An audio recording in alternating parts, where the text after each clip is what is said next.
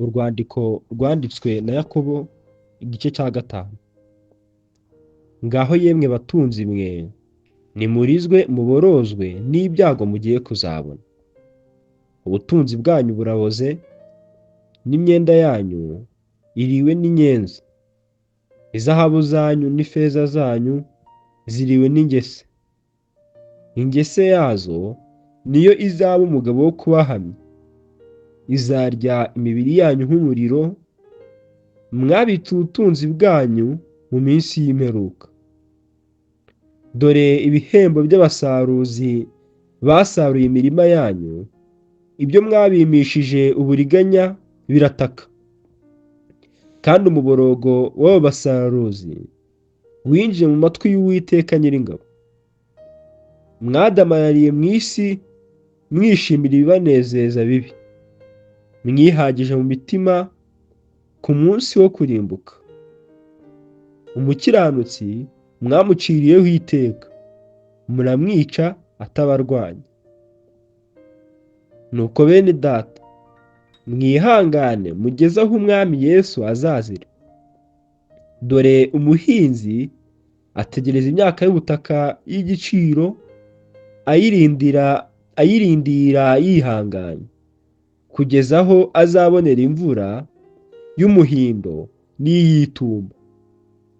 Mube ariko namwe mwihangana, mwikomeze imitima, kuko kuza k'umwami Yesu kubegereye. Ntimwitotombane bene data, mudacirwaho iteka. Dore umucamanza ahagaze ku rugi. Abahanuzi bahanuye mu izina ry'umwami Imana, mubakureho icyitegererezo cyo kurenganywa no kwihangana. Mwibuke yuko abihanganye tubita abanyehirwe. Mwumvise ibyo kwihangana kwa Yobu, kandi muzi ibyo umwami Imana yaherutse kumugirira, kuko ifite imbabazi nyinshi n'impuhwe. Ariko bene data, ikiruta byose, ntimukarahire, naho ryaba ijuru cyangwa isi, cyangwa n'indi ndahiro yose. Ahubwo ijambo ryanyu ribe ye, oya, oya, kugira ngo mudacirwaho iteka. Mbese muri mwe hariho ubabaye? Nasenge.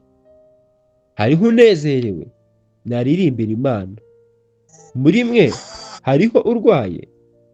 Natumire abakuru b'itorero bamusabire, bamusize amavuta mu izina ry'umwami. Kandi isengesho ryo kwizera rizakiza umurwayi, umwami amuhagurutse. Kandi naho yaba yarakoze ibyaha, azaba abibabariwe. Mwaturirane ibyaha byanyu, kandi musabirane, kugira ngo mukizwe. Gusenga k'umukiranutsi kugira umumaro mwinshi iyo asenganye umwete. Dore Eliya yari umuntu umeze nkatwe. Asaba cyane ko imvura itagwa.